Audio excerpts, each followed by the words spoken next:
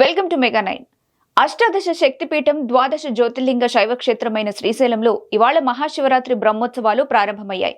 ఈ నెల 19 నుండి మార్చి 1వ తేదీ వరకు 11 రోజుల పాటు ఈ ఉత్సవాలు జరగనున్నాయి. ఈ నేపథ్యంలో అధికారులు భారీ ఏర్పాట్లు చేశారు.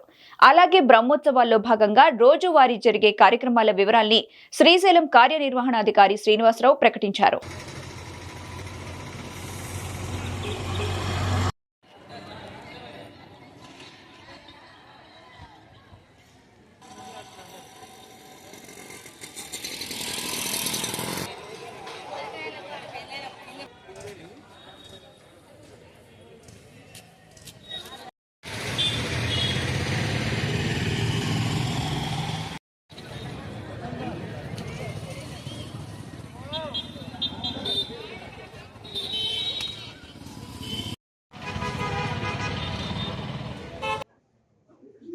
మహాశివరాత్రి బ్రహ్మోత్సవాలకి సంబంధించినటువంటి ఏర్పాట్లు వీలైనంత వరకు మేము పూర్తి చేసి రేపటి నుంచి భక్తుల యొక్క అవసరాల మేరకు దర్శనం, అదేవిధంగా మరి వారికి ఉన్నటువంటి అవకాశం మేరకు వసతి, ఉచిత అన్నప్రసాద వితరణ, క్యూ లైన్లో మంచినీరు సరఫరా, అన్నప్రసాదాల వితరణ, అదేవిధంగా పార్కింగ్ ప్రదేశాల ఎంపిక, ఉచిత బస్సుల ఏర్పాటు, మంచినీరు జలప్రసాద వితరణ పేరుతో ఆర్ఓ వాటర్ సరఫరాకు సంబంధించి, అదేవిధంగా గంగాధర మండపం నుంచి నంది సర్కిల్ వరకు మనం ఇరువైపులా చలువ పద్ధతులు ఏర్పాటు చేయడం ద్వారా రాత్రుల పూట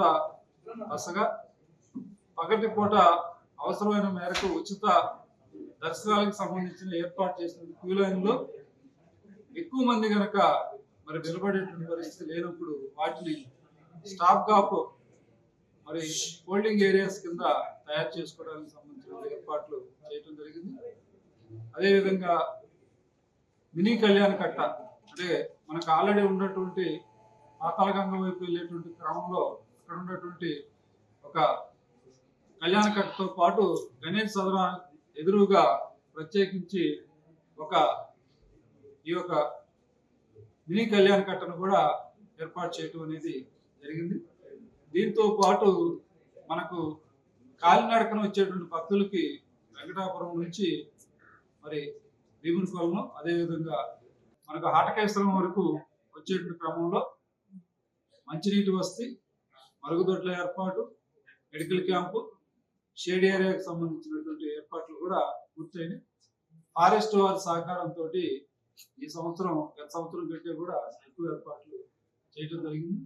ఒక పక్క భక్తుల రక్షణ, మరో పక్క వారికి సేదతీరటానికి, అదేవిధంగా అవసరమైనటువంటి ఆరోగ్యపరమైనటువంటి సమస్యల నుంచి అధిగమించడానికి ఏర్పాటు చేసి కొంతమంది ఎస్డిఆర్ఎఫ్ సిబ్బంది, అదేవిధంగా కొంతమంది సేవకులను కూడా పెట్టడం ద్వారా ఎవరైతే నడవలేనటువంటి పరిస్థితి ఉండి వారు ఇక మేము ఏదో ఒక విధంగా బయటకు తీసుకురావాలన్న సందర్భం ఉన్నట్లయితే వారికి కొంత దూరం మన స్ట్రక్చర్ ద్వారా తీసుకొని వచ్చేసి మనం భీమునికొలను దాటినాక ఎక్కడైతే కైలాస ద్వారం వస్తుందో అక్కడి నుంచి మనం తీసుకొని రావడానికి కూడా బస్సులను ఏర్పాటు చేయడం అనేది జరుగుతాం.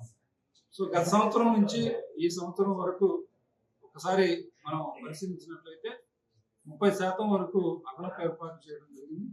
అదేవిధంగా గౌరవ మంత్రివర్యులు మనకు మొన్న 10వ తారీఖున జరిగినటువంటి సమీక్షా సమావేశంలో భాగంగా వారు ఒక 4 రకాలైన సూచనలు వాటిల్లో ఉచిత బస్సు ఏర్పాటు చేయడం అది ఆల్రెడీ చేయడం జరిగింది. అదేవిధంగా మంచినీరుకి సంబంధించి ఎవరైతే క్యూ లైన్లో ఉంటారో వారికి ఒక 300 ml లీటర్ వాటర్ బాటిల్ ఒకటి అదనంగా పీక్ డేస్ లో ఇవ్వమని చెప్పారు. వాటికి కూడా ఏర్పాట్లు చేస్తా ఉన్నాం. తర్వాత చిన్నపిల్లలకి సంబంధించినంత వరకు బిస్కెట్స్, పాలు ఇలాంటివి, అదేవిధంగా చంటిబిడ్డల తల్లులకి, వికలాంగులకి, వృద్ధులకి 3 ప్రత్యేకించి వారికి మరి క్యూ లైన్లో పోవడానికి సంబంధించిన ఏర్పాట్లు చేయడం జరిగింది. దీంతో పాటు ఉచిత దర్శనానికి వచ్చిన భక్తులు రోజు మొత్తం మీద 24 గంటలు 21 గంటల మనం క్యూ లైన్ నడపడానికి సంబంధించినటువంటి చర్యలు తీసుకుంటా ఉన్నాం. గౌరవ ముఖ్యమంత్రి వర్యులు ఈ నెల 23వ తారీఖున మరి స్వామి అమ్మవార్లకి పట్టుబస్తరాల సమర్పణ కోసం సాయంత్రం 6:30 ముహూర్తం ఉంది. ఆ రోజు వారు వస్తారు. అదేవిధంగా మన రాష్ట్ర ప్రథమ పౌరులైనటువంటి గవర్నర్ గారు కూడా నేను తప్పనిసరిగా స్వామి అమ్మవారిని చూస్తానని చెప్పేసి నేను వారిని కలిసిన సందర్భంలో ఉంది. ఆ యొక్క డేట్ ని 24వ తారీఖు రమ్మని చెప్పేసి వీలైనంత వరకు కాకుండా భక్తుల యొక్క ఒత్తిడిని దృష్టిలో పెట్టుకొని అదేవిధంగా ట్రాఫిక్ మేనేజ్మెంట్ దృష్టిలో పెట్టుకున్నాం. అది ఖరారైనాక మరలా మీకు అందరికీ కూడా తెలియజేస్తున్నాను. ఈ సందర్భంగా మీ ద్వారా భక్తులందరికీ చేసేటువంటి విజ్ఞప్తి ఏంటంటే, ఇక్కడ ఎన్ని ఏర్పాట్లు చేసినప్పటికి కూడా మరి భక్తులు వారి యొక్క అవసరాల మేరకు వచ్చినటువంటి భక్తులకి వీలైనంత వరకు మెరుగైన సౌకర్యాలు కల్పించడానికి దేవస్థానం తరఫున ఏర్పాట్లు చేయడం జరుగుతుంది. అయినప్పటికీ కూడా లోపాలు అనేది తప్పనిసరిగా ఉంటాయి.